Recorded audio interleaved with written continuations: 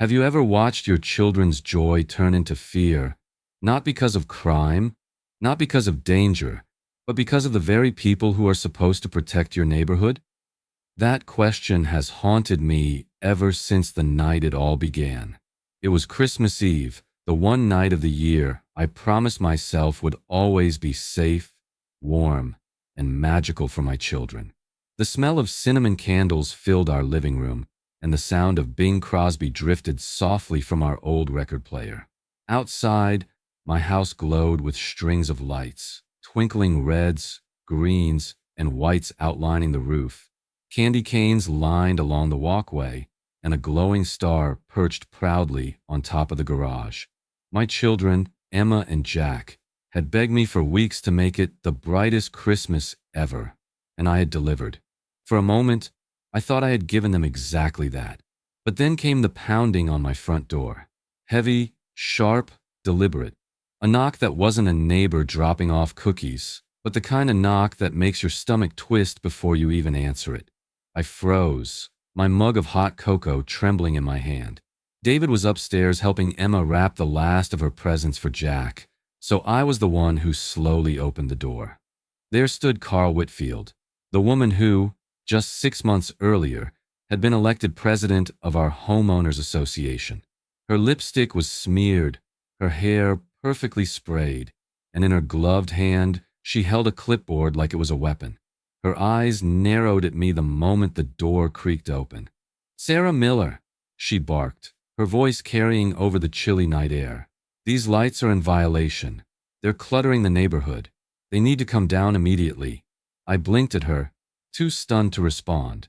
Behind her, I could see several of my neighbors peeking from their porches, drawn by the commotion.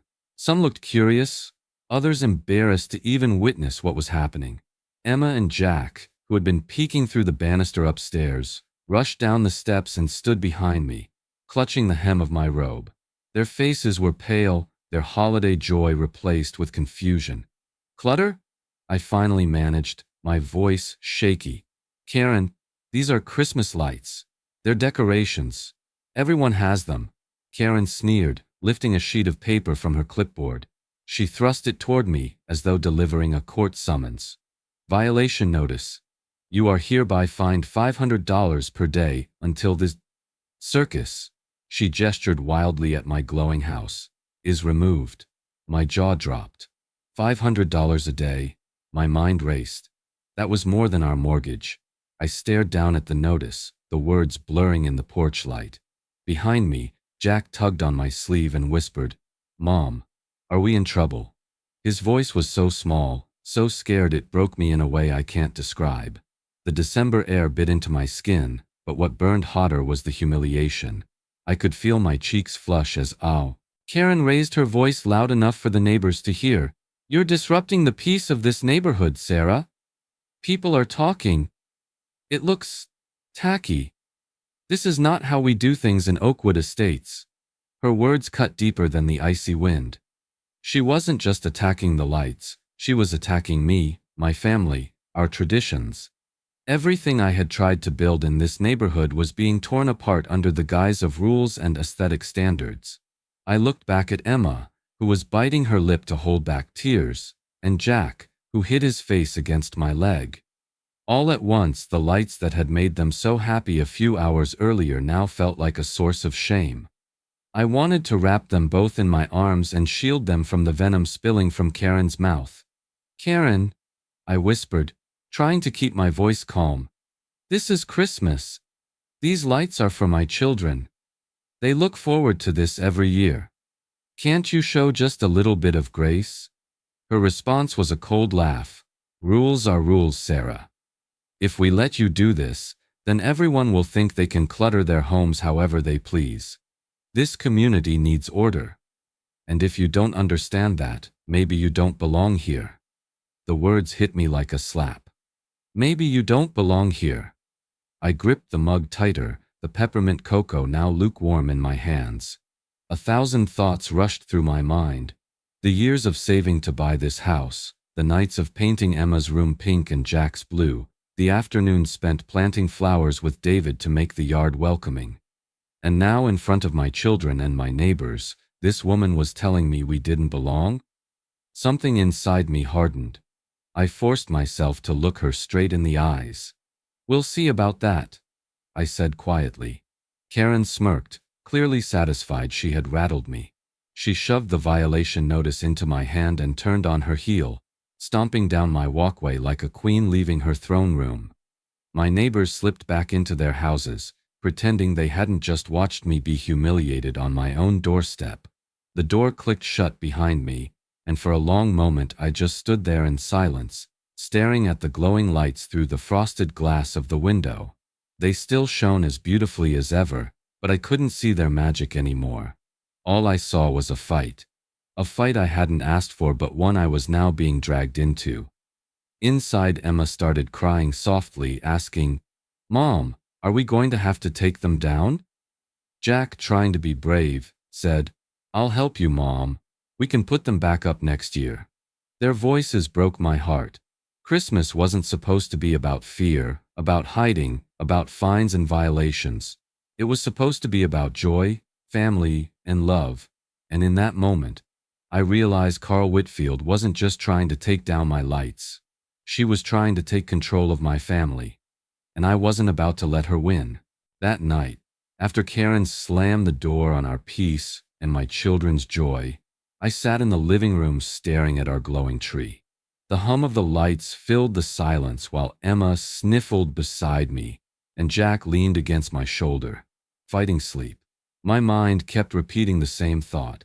Karen wasn't just after my decorations. She was trying to break something deeper. And that's when the memories came flooding back. I grew up in a small Midwestern town where Christmas wasn't just a holiday, it was the heartbeat of the neighborhood. My dad would climb onto the roof every December, hammering in nails while I held the box of tangled lights below, my breath fogging in the freezing air. My mom hummed carols as she baked gingerbread, the smell of cinnamon and sugar wafting through the house. Every year, our street came alive. It wasn't just lights, it was connection. Families competed playfully for the biggest display. Kids ran from house to house, pointing out their favorites. And for 1 month out of the year, even the grumpiest neighbors smiled. I promised myself, when I had a family of my own, I would give my children that same kind of magic.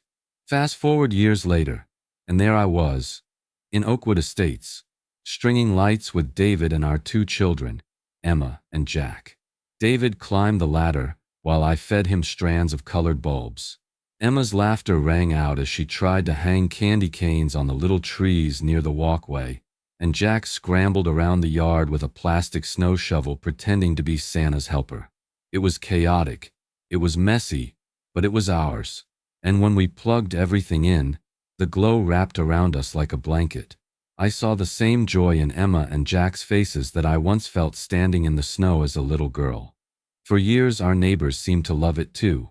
People walking their dogs would slow down just to admire the display. Families would stop their cars, roll down the windows, and let their kids marvel at the lights. Some even told me it was their tradition to drive past our house every December. It felt like I was paying forward the magic I had been given. But then came the election. When Carl Whitfield became president of the HOA, everything shifted. Karen wasn't just a stickler for rules, she thrived on control.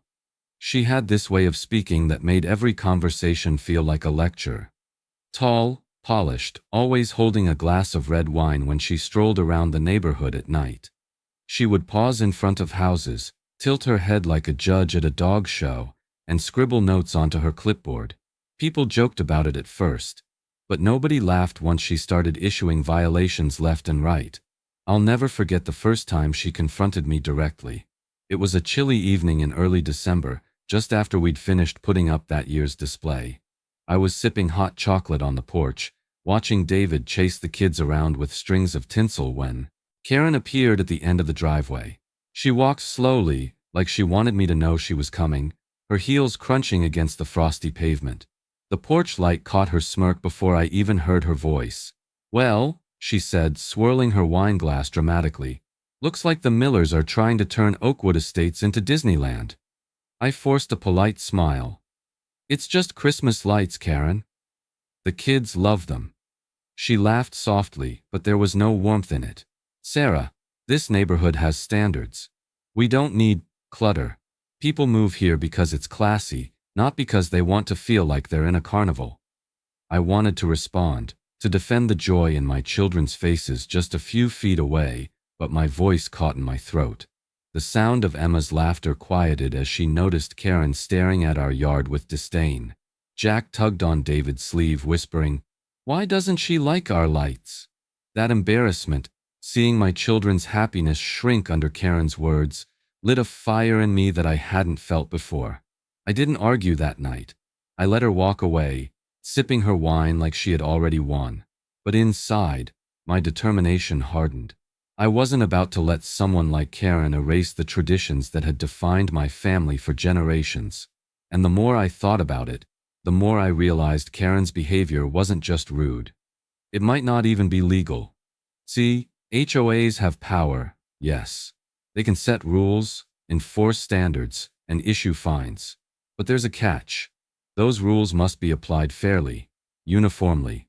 They can't target one family while ignoring another. That's called selective enforcement.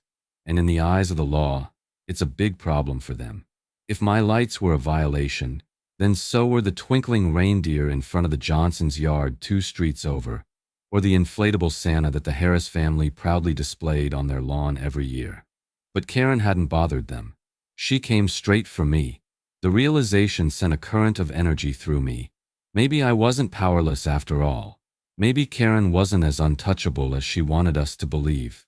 That night, after the kids went to bed, I spread the HOA bylaws across my dining room table.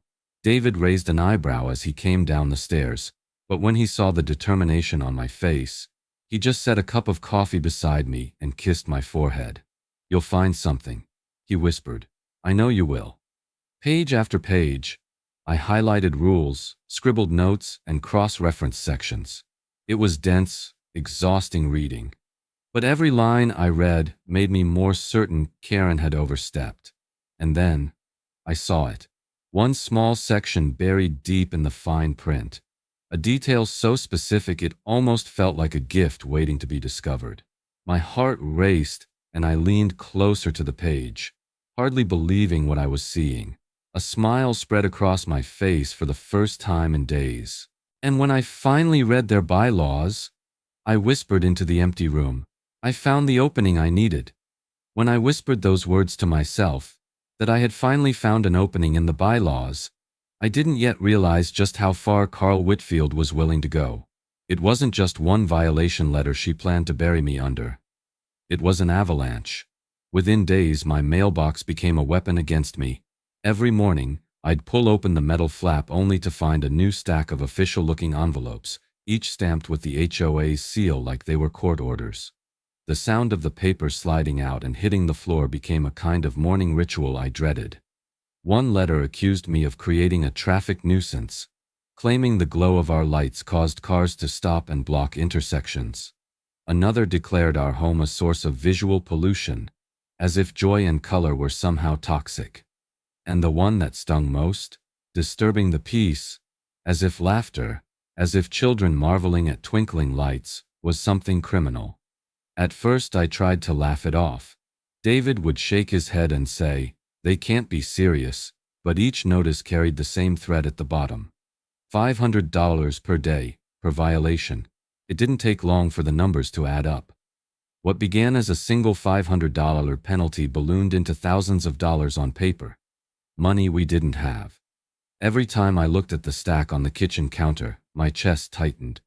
The worst part wasn't the letters, though. It was what they did to Emma and Jack. One afternoon, Emma came home from school quieter than usual. She set her backpack down and mumbled, "Mom, can we just take the lights down?" When I pressed her, tears filled her eyes. Some of the kids had teased her, saying her mom was in trouble with the neighborhood. That phrase hit me like a punch to the stomach. Trouble with the neighborhood. I'd done everything I could to give my kids stability, a home they could be proud of, and now that pride was being twisted into shame. Jack tried to be brave about it, But even he started asking questions I wasn't ready to answer. What happens if we can't pay, Mom? Do we have to move? He looked up at me with those wide, worried eyes, and in that moment I realized this wasn't just a fight over lights anymore. It was a fight over whether my children would feel safe in their own home.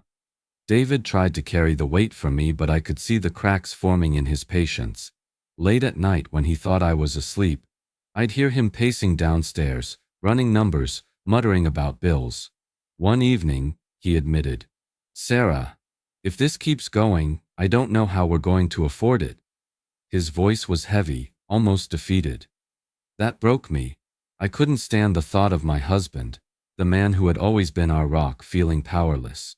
But if Karen thought the pressure would make me cave, she underestimated me. One night, after putting Emma and Jack to bed, I sat alone at the dining table.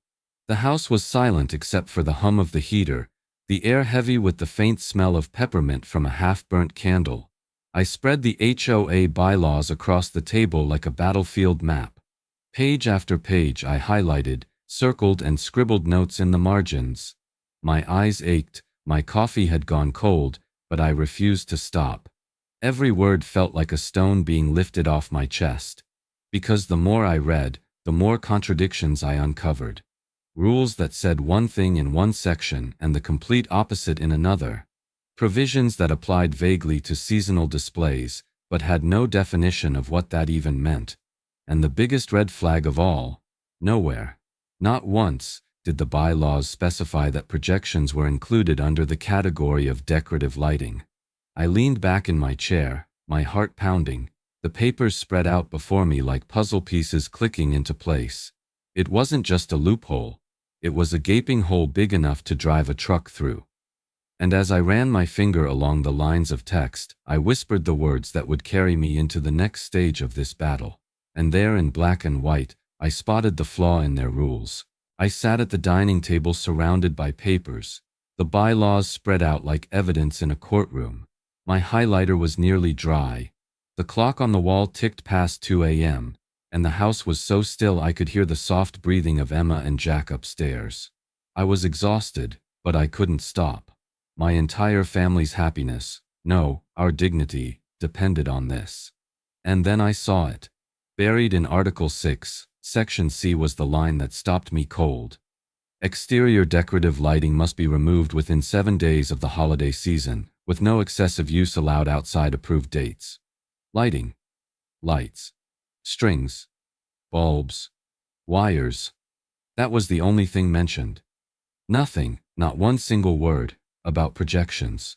My eyes widened. I sat back in my chair, blinking, my heart thudding against my ribs. The glow of my laptop screen cast a pale light across the mess of papers, and I whispered out loud, "Got you." For the first time in weeks, I felt a surge of power, a spark of hope. Carl Whitfield, with all her smug smirks and violation notices, had overlooked something. In her eagerness to control every detail of our neighborhood, she had missed the loophole that might set me free. I pulled my laptop closer, my fingers trembling as I began searching. Outdoor projectors, holiday decorations. I typed, my hands moving faster than my thoughts. A flood of results appeared. Projectors that splashed moving images across houses. Neon displays that could light up entire walls. Even custom units that allowed you to broadcast words in dazzling colors. The possibilities were endless. And here's the kicker. In many states, homeowners are actually protected when it comes to seasonal displays. HOAs can regulate, but only within reason. They can stop you from leaving a plastic skeleton in your yard for 6 months, or from turning your house into a year-round carnival. But they can't completely strip away your right to celebrate a holiday. Courts have struck down overreaching HOA rules again and again, especially when those rules are vague or unfairly applied. I leaned closer to the screen, scrolling through product descriptions, my mind racing. If the rules didn't mention projections, then technically, I wasn't breaking anything. And if Karen tried to find me again, I'd have the law on my side. This wasn't just about lights anymore. This was about using their own sloppy writing against them. The idea lit a fire inside me. For weeks, I had been crushed under their letters, embarrassed in front of my neighbors, watching my children shrink under the weight of shame. But now I finally had something Karen couldn't touch. I clicked "Buy Now" on a massive outdoor neon projector, the kind used for professional events. The price made me wince, but David had told me once that sometimes you have to fight fire with fire. And this was my blaze. 2 days later, the package arrived. A huge cardboard box sat on our porch, heavy and unassuming, but to me, it felt like a weapon. I dragged it inside, my pulse racing as I tore at the tape with scissors. Inside, nestled in foam, was the machine that would change everything. Sleek, black, with vents on the side and a lens that gleamed even in the dull morning light.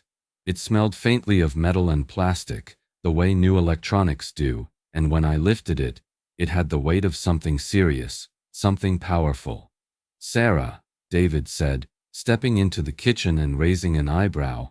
"What on earth is that?" I grinned, though my hands were shaking. "Our loophole," he chuckled, crossing his arms. "Looks like a spaceship. Please tell me you're not planning to project Star Wars across the house." "Better," I said. "I'm gonna project Christmas." David let out a low whistle. "You realize this is going to start a war, right?" "Then let it," I replied, surprising even myself with the steel in my voice. That night, after Emma and Jack had gone to bed, we carried the projector out to the garage. The air was bitterly cold, our breath visible in the beam of the flashlight as David set the machine down on an old folding table. I plugged it in, my hands numb but my heart racing. The machine hummed to life, the fan inside whirring softly. I adjusted the angle, pointing the lens toward the garage door. The silence of the street pressed in on us, broken only by the faint creak of bare branches in the wind. My fingers hovered over the remote, trembling with anticipation. "This is it," I whispered. David smirked, rubbing his hands together. "Let's see what your loophole can do." I pressed the button. A brilliant cascade of neon light burst forth, splashing across the garage in dazzling patterns.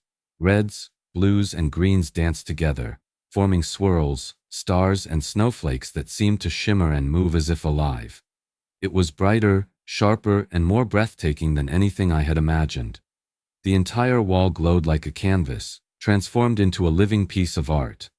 For a moment, David and I just stood there in stunned silence. Then he laughed, not the tired laugh he had given me over the last few weeks, but a real laugh, loud and unrestrained. "Sarah," he said, shaking his head, "you've outdone yourself. Karen's going to lose her mind." The sound of his laughter warmed me more than any blanket could. For the first time since this nightmare had begun, I felt joy. Real, unfiltered joy. This wasn't just decoration. This was defiance. This was proof that I wasn't beaten. But as much as I wanted to revel in that moment, I knew the real test was yet to come. Because once the neighborhood saw it, once Karen laid eyes on what I had created, everything would change. I turned to David, the glow of neon reflecting in his eyes, and whispered, "Tomorrow night, we show them." And the first time I switched it on, the entire block gasped. The next night, when the sun slipped below the Iumochi horizon and the last traces of daylight disappeared, I gathered my family on the driveway. The air was crisp, sharp enough to sting our cheeks, but excitement buzzed between us like static. David set up the projector while Emma and Jack bounced on their toes, their eyes wide with anticipation. "Ready?" David asked, his finger hovering over the remote. Emma squealed, "Do it, Dad."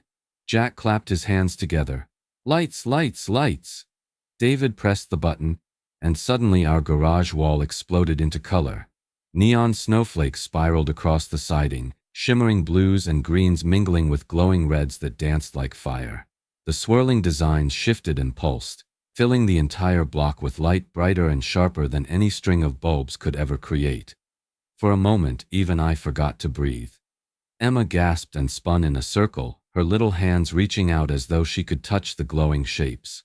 Jack laughed so hard he nearly toppled over, shouting, "It's magic, Mom! It's real magic!" Their joy was pure, unfiltered, and it filled the hollow space Karen had carved into my heart. David pulled out his phone, filming the scene as neighbors slowly trickled out of their houses. One by one, doors creaked open and people stepped onto porches, drawn by the spectacle.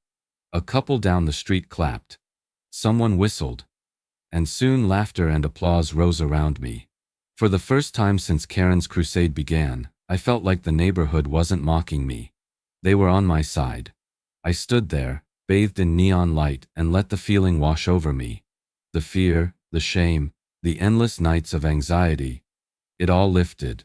For the first time in weeks, I wasn't scared. I was strong. But then came the screech. The unmistakable sound of tires locking against pavement echoed down the street.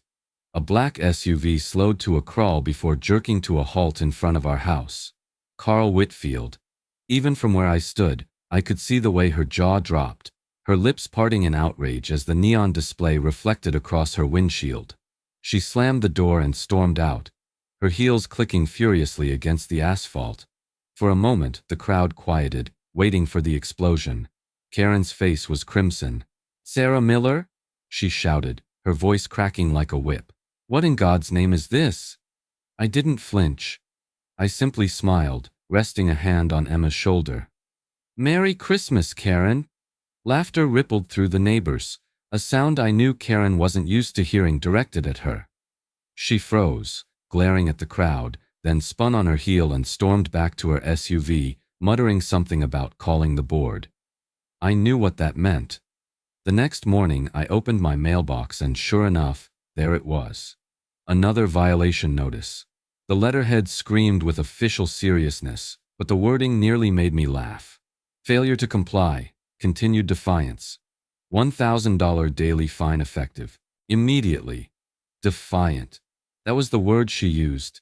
As if standing up for my family, for our joy, for our traditions, was defiance. But I didn't crumble when I read it. I didn't cry or panic. I actually laughed. Because for once I wasn't afraid of Karen or her threats. Her words had lost their power. I set the letter down on the kitchen counter, poured myself a fresh cup of coffee, and looked out the window at the glowing projector still tucked in the garage.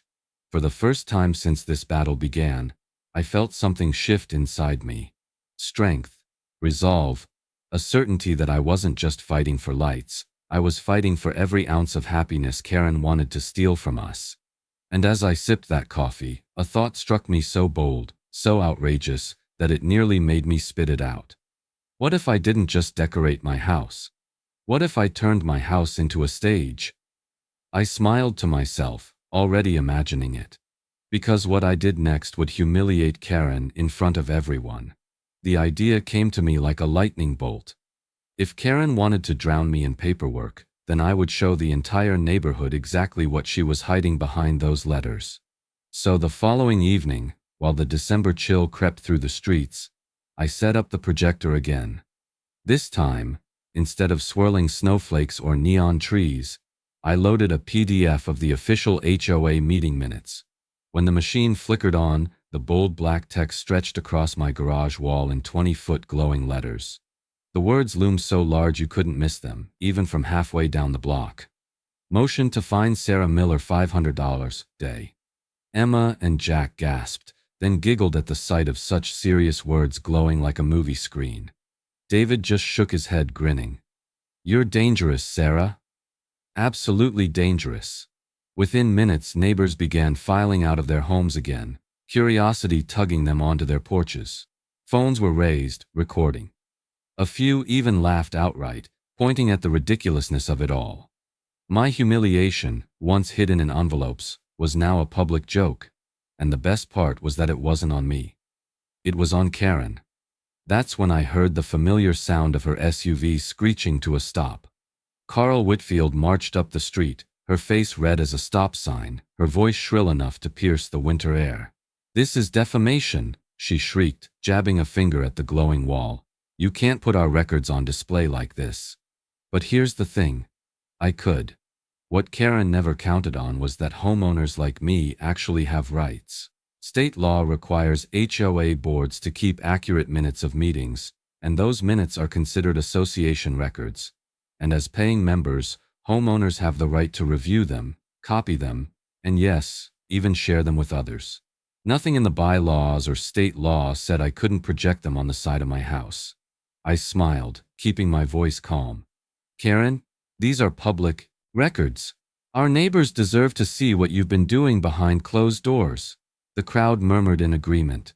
Some chuckled, others clapped, and one man even called out, "About time someone showed the truth." Karen's hands shook as she screamed again, but her words were drowned out by the laughter of the very people she claimed to represent. I watched her storm back to her SUV, slamming the door so hard the echo rattled down the street. By the next morning, videos of my glowing garage were all over Facebook. Local community groups shared them, neighbors tagged each other, and comments poured in. Finally, someone standing up to the HOA. Go Sarah. That president is out of control. For the first time, I wasn't fighting Karen alone. I had an audience. I had support, and Karen knew it. That night, my phone buzzed with an email alert. It was a notice. The HOA board had scheduled an emergency meeting to address ongoing issues of noncompliance. But instead of dreading it, I smiled, because I already knew exactly how the whole town was going to see that meeting. That night, Karen called an emergency board meeting, and I made sure the whole town saw it. The emergency HOA board meeting was scheduled for 7 p.m. sharp, held over Zoom like most of their gatherings. But while Karen and her board thought they were holding it behind the safety of their laptop screens, I had other plans. At dusk, I rolled the projector back into place on the driveway. David ran an extension cord. Emma and Jack fetched extra blankets, and before long our garage door once again transformed into a glowing stage. Only this time, instead of swirling neon designs or copied minutes, it was the live feed of the HOA's Zoom meeting. The picture stretched larger than life, crystal clear, the tiny boxes of board members' faces blown up into 20-foot portraits. Carl Whitfield's scowl filled the center, her hair perfectly sprayed, her expression already tight with irritation. Beside her sat Mark Johnson, the HOA's vice president, beads of sweat visible even through the grainy webcam. Our neighbors trickled out again, some carrying lawn chairs, others holding steaming mugs of cocoa. A few even brought popcorn, settling into the cul-de-sac like they were attending an outdoor theater. The mood was electric. "Ladies and gentlemen," I said with a grin, raising my voice so the crowd could hear, "welcome to tonight's feature presentation, the HOA board meeting." Laughter rippled through the group.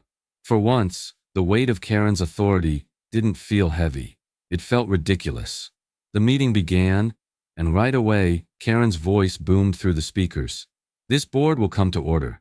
Our first item of business is the continued non-compliance of Sarah Miller." The crowd howled with laughter, some clapping like they were watching a sitcom.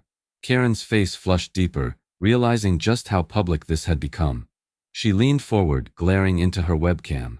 "Sarah, this is a private meeting. You cannot broadcast this." I raised my hand, keeping my voice calm and even. "Actually, Karen, HOA meetings are required by law to be open to all members. As a dues-paying homeowner, I'm entitled to attend, and if I want to project what I see onto my own property, that's my right too." Gasps and cheers from the neighbors. Someone shouted, "She's got you there, Karen." Mark Johnson fidgeted nervously, adjusting his glasses. He glanced at Karen, clearly uncomfortable under the weight of 20 sets of eyes watching from lawn chairs below my garage. The irony wasn't lost on me. For weeks, they had tried to shame me in private letters and closed-door sessions. Now, their dirty laundry was glowing in neon for the entire neighborhood to see. Karen's voice grew shrill. "This is harassment. You're making a mockery of this board." I smiled. "No, Karen, I'm holding you accountable." The neighbors clapped again, the sound echoing down the street. For once, the balance of power had shifted, and yet, as I looked at Karen's face twisting on that 20-foot wall, I knew something else was brewing. She wasn't the type to accept humiliation quietly. No, if I had learned anything, it was that Carl Whitfield fought dirtiest when she was cornered. And as the meeting dragged on, as my neighbors laughed and sipped cocoa under the glow of her fury, I felt a chill crawl down my spine. Because deep down, I knew this wasn't the end of her attacks. This was only the beginning. But Karen was about to unleash her dirtiest trick yet. If Carl Whitfield looked humiliated during that projected Zoom meeting, she must have spent the next few nights plotting her revenge. Because almost immediately afterward, the flood began. I woke one morning to find 3 envelopes stuffed into my mailbox. By the end of that week, there were 10. Citations poured in so fast it felt like Karen was pulling them out of thin air. Mailbox chipped. One letter accused, though the tiny scratch on the side had been there since before we moved in. Grass too long, another claimed, despite the fact that snow covered every inch of our lawn. Trash bin visible from street, read the next, even though I had rolled it behind the fence like always. The accusations grew more absurd by the day. Each notice came stamped with the same threat, escalating fines that doubled if not paid immediately. But the worst blow came one cold afternoon when David stormed into the house, his face pale with fury. "Sarah, where's the truck?" I froze. "What do you mean? Where's the truck? It's in the driveway." Except it wasn't. We rushed outside, and sure enough, the space where David's pickup usually sat was empty, the pavement coated only with a thin crust of ice. A neighbor walking her dog said she'd seen a tow truck earlier, hauling it away. The official reason? Abandoned vehicle. David's fists clenched. Abandoned?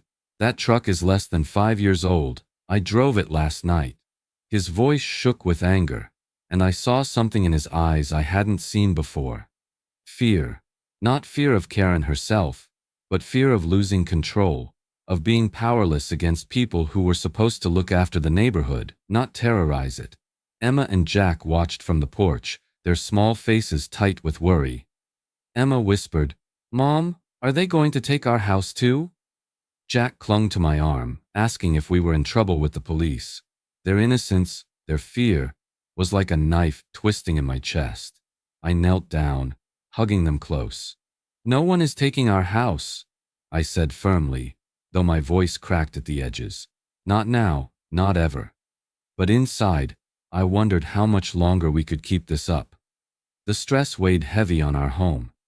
David spent nights pacing the kitchen, muttering about lawyers and bills, his shoulders hunched as though he carried the weight of the whole world. Emma stopped inviting friends over, afraid they'd hear neighbors whispering about her family. Jack barely slept, crawling into our bed most nights, whispering, "Don't let them get us, Mom." Karen wanted me to break. She wanted me to give in, pay the fines, and bow to her authority. But the more she pushed, the more something inside me stiffened. I refused to let her win, so I did what she never expected. I fought back. I began filing complaints with the state HOA Oversight Agency, documenting every bogus violation, every letter, every attempt at intimidation. I built a binder thick with evidence, photos of our yard, receipts, timestamps. I highlighted the bylaws she had twisted, marked the contradictions, and backed everything with state law that clearly limited an HOA's power. But even as I mailed off those complaints, a part of me wondered if it would be enough. HOAs are skilled at dragging out fights, drowning homeowners in bureaucracy until they give up. And though I wore a mask of determination, the truth was, I was tired. I felt cornered. Then, just when it seemed the walls were closing in, fate knocked. Literally. A firm rap echoed at my front door one morning. Sharper than any neighbor's knock, but not as hostile as Karen's. I hesitated, bracing myself for another delivery of fines. But when I opened the door, it wasn't a board member or a letter. It was a man holding a notepad and a press badge clipped to his jacket. "Mrs. Miller?" he asked, adjusting his glasses. "I'm with the local paper. I've been hearing some pretty wild stories about your HOA. Mind if we talk?" And just as I was losing hope, a reporter knocked on my door. When the reporter stepped inside, notebook in hand, I had no idea how quickly my story would spread. He sat at my kitchen table for over an hour, listening intently as I laid out the violation notices, the bogus citations, and the humiliation of having my truck towed. He shook his head more than once, scribbling furiously, occasionally muttering, "People need to hear this." 2 days later, there it was on the front page of our local paper: HOA declares war on Christmas mom. My picture was plastered beside it, standing proudly in front of my neon display with Emma and Jack bundled at my side. From that moment, everything changed. Cars began to line our street at night. Families drove in from neighboring towns, headlights stretching for blocks, just to see the house that was making headlines. Some rolled down their windows and shouted encouragement. Others parked, bundled up their kids, and walked up to thank me personally. People I had never met pressed envelopes into my hands. Christmas cards filled with words of support, a few even with checks inside. For the legal fight, one note read, signed simply, a grateful neighbor. David, who had been so weighed down by worry, started to smile again as he handed hot cocoa to visitors. Emma and Jack stood in the yard waving at cars, their fear replaced by pride. For the first time in weeks, my family felt lifted by a community larger than Karen's iron grip. But if I thought public attention would shame Karen into retreat, I was wrong. She doubled down. More violation notices arrived, faster than ever. The language grew harsher, the fines larger, the threats bolder. It was clear Karen wasn't just enforcing rules anymore. She was retaliating. And retaliation, as I soon discovered, is a serious weakness for an HOA. Here's what I learned. While HOAs are allowed to issue fines for legitimate violations, excessive or retaliatory fines, especially those aimed at silencing or punishing one homeowner, can be challenged in court. Judges don't take kindly to abuse of authority, and state laws back that up. That knowledge gave me something Karen could never take away: leverage. I wasn't powerless. I wasn't trapped. I had the law on my side. One night, as I tucked Emma and Jack into bed, Emma whispered, "Mom, does this mean we won?" I kissed her forehead and said, "Not yet, sweetheart, but we're getting close." Because by then, I had made up my mind. The fight had outgrown Karen's clipboard and her violation letters. This wasn't just about Christmas lights anymore. It was about justice. So I decided to take the fight to a real courtroom. The day of the hearing felt like stepping into the final act of a play I had never auditioned for. From the moment David and I walked into the courthouse, I could feel the weight of dozens of eyes on us. The benches were packed, not just with neighbors from Oakwood Estates, but with reporters, community members, even people I had never seen before who must have read the headlines. Some held notebooks, others had cameras, all waiting to see whether one suburban mom could take on the HOA machine. I clutched the binder I had spent sleepless nights building. Violation notices, photographs, bylaws, every contradiction I had highlighted in neon ink. My lawyer, a calm but sharp man named Mr. Bennett, walked beside me with the quiet confidence of someone who had fought this kind of battle before. And then there they were. Carl Whitfield sat at the opposite table, her posture rigid, her lipstick flawless, but her eyes darting nervously at the crowd. Beside her sat Mark Johnson, the vice president, his suit rumpled and his gaze fixed firmly on the table in front of him. He looked like a man who wanted to vanish into the wood grain. When the bailiff called the case, the air in the room shifted. This was it. Karen wasted no time.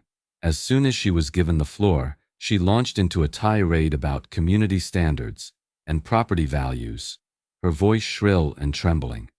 "This woman," she said, stabbing her finger toward me, "has turned our neighborhood into a circus. She's disrupted traffic, lowered home values, and defied every reasonable request of this board." The judge raised an eyebrow but said nothing, allowing her to ramble. Karen's words poured out faster, growing more desperate. She flipped through papers, waving violation notices in the air as though their sheer number proved her point. Mark Johnson sat beside her, his head bowed, refusing to meet anyone's eyes. When Karen finally sputtered to a stop, the judge turned to my lawyer. "Mr. Bennett?" Bennett rose smoothly, buttoning his jacket. He walked to the projector the court had provided, glanced at me, and gave a small nod. My heart pounded as the first slide appeared on the screen. The HOA's own meeting minutes, glowing against the courtroom wall for everyone to see. The words were undeniable. Motion to fine Sarah Miller, $500 day. The room murmured. Reporters scribbled furiously. Neighbors shook their heads, whispering in disbelief. Bennett's voice was calm, measured, but sharp enough to cut through steel. Your Honor, these are the official minutes of the HOA. They show not only an obsession with my client, but also a pattern of retaliation that is completely out of line with the association's own bylaws. He clicked to the next slide, the section of the bylaws that restricted lighting, but never once mentioned projections. Then another, a clause requiring uniform enforcement of all rules. And another, state statutes protecting reasonable seasonal displays. This board, Bennett continued, cannot pick and choose who it punishes. They cannot ignore a reindeer on one lawn and fine a mother for a star on another. That is selective enforcement. And it is illegal. The judge leaned forward, his expression unreadable. Karen fidgeted, tugging at the hem of her blazer. And as for fines, Bennett added, his tone sharpening, when an HOA issues penalties that are retaliatory, excessive, or vague, courts have consistently ruled those fines unenforceable, which is exactly the case here. He stepped back, letting the evidence speak for itself. The silence that followed was heavy. Finally, the judge adjusted his glasses, his gaze sweeping from Karen's flushed face to mine. This board's rules, he said slowly, are vague, inconsistently applied, and therefore unenforceable. All fines levied against Mrs. Miller are void. Furthermore, given the clear evidence of retaliation, the HOA will be responsible for covering her legal fees. For a moment, the words didn't register. Then they hit me all at once. Every dollar of fines, gone. Every threat, every notice, erased. And the HOA, not us, would bear the cost of this battle. The courtroom erupted. Neighbors cheered, reporters scrambled for quotes, and David squeezed my hand so tightly I thought it might break. Emma and Jack weren't there, but in that moment I wished they were. I wanted them to see their mother standing tall, not broken. Across the aisle, Karen's face drained of color. Her lips opened and closed like she was searching for words, but none came. Mark Johnson slumped lower in his seat, his shoulders sagging with defeat. I closed my eyes, breathing in the victory like fresh air after a storm. It wasn't just about me anymore. It was about every homeowner who had ever been bullied, intimidated, or silenced by people who abused their positions. But even as I stood there, my neighbors congratulating me, my lawyer shaking my hand, I felt a strange certainty settle over me. This wasn't over, because what happened after court would change our neighborhood forever. Walking out of that courthouse, I thought the fight was finally over. The fines were gone, the verdict was in my favor, and Carl Whitfield had been humiliated in front of neighbors and reporters alike. But what I didn't realize was that the true storm was just beginning. Only this time, it wasn't aimed at me. The day after the ruling, someone slipped a folded sheet of paper into my mailbox. When I opened it, I found a petition, hand-signed by a half-dozen neighbors already, demanding that Karen step down as HOA president. Scribbled at the bottom was a note, "We're with you, Sarah. Enough is enough." Within 48 hours, that petition spread like wildfire. Neighbors I barely knew knocked on my door, asking to add their names. The Johnsons, the Harrises, even families who had once stayed silent under Sunfilmite, Karen's reign, came forward. One man muttered, "We should have spoken up sooner. You shouldn't have had to fight alone." By the end of the week, more than 2/3 of the community had signed. Karen tried to push back. She sent emails accusing me of orchestrating a witch hunt, painting herself as a victim of bullying. But the more she fought, the weaker her grip became. Her once loyal supporters vanished, tired of being dragged into her crusades. Even her ally, Mark Johnson, avoided her calls. Finally, the HOA board had no choice but to hold a vote. The meeting was crowded, not just with homeowners, but with local media eager to cover the fallout. People filled every folding chair, spilled into the hallway, murmurs buzzing like a hive. I sat near the back with David, Emma, and Jack, my heart pounding in my chest as Karen marched to the front. her shoulders stiff but her eyes betraying desperation. The board chair cleared his throat and read the motion aloud. Shall Carl Whitfield be removed as HOA president, effective immediately? The ballots were passed, the votes cast in silence. It didn't take long. When the results were tallied, the decision was overwhelming. Karen was out. Her face went pale, the color draining as though someone had pulled the very life from her. She sputtered protests. "This is unfair. This is a coup." But no one came to her defense. Not even Mark. In fact, Mark Johnson stood up quietly, cleared his throat, and muttered, "I resign as vice president." He left the room before Karen could even turn her rage toward him. The board announced an emergency election to fill the vacancies. Names were nominated, votes cast, and then, in what felt like poetic justice, the winner was none other than Linda Cooper, the warm, down-to-earth neighbor who had always offered quiet support from the sidelines. When her name was announced, applause filled the room. Linda stood, smiling nervously, and said, "It's time for this community to be about neighbors again, not power." The words hit me harder than I expected. After months of fighting, of feeling like the enemy in my own neighborhood, here was someone reminding everyone what this was supposed to be about. Back home, Emma and Jack beamed with pride. "Mom, you beat her," Jack shouted, pumping his little fist in the air. Emma hugged me tight and whispered, "You showed everyone you don't let bullies win." Hearing those words from my daughter, the same girl who had once cried because kids teased her that our family was in trouble, was worth more than any courtroom victory. David kissed my forehead and said softly, "You didn't just protect us, Sarah. You changed this neighborhood." And for the first time I let myself believe it. The weeks that followed felt lighter. Neighbors who had once looked away when Karen stormed down the street now smiled, waved, even stopped to chat. Decorations returned to lawns, children played outside without fear of reprimand, and the community that Karen had strangled with her clipboard began to breathe again. For me, the sweetest victory came one evening when Emma and Jack helped me set up the projector again, this time just for fun.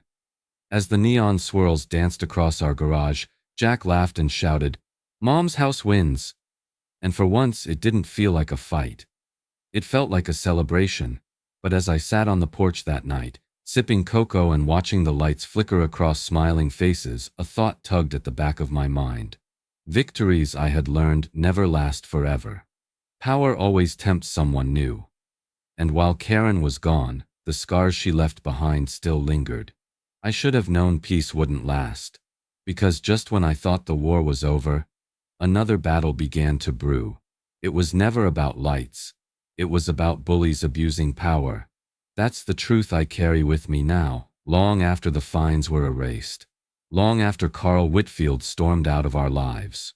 The glow of neon and the sparkle of Christmas bulbs were just the battleground. The real war was over dignity, fairness, and the right to feel safe in your own home.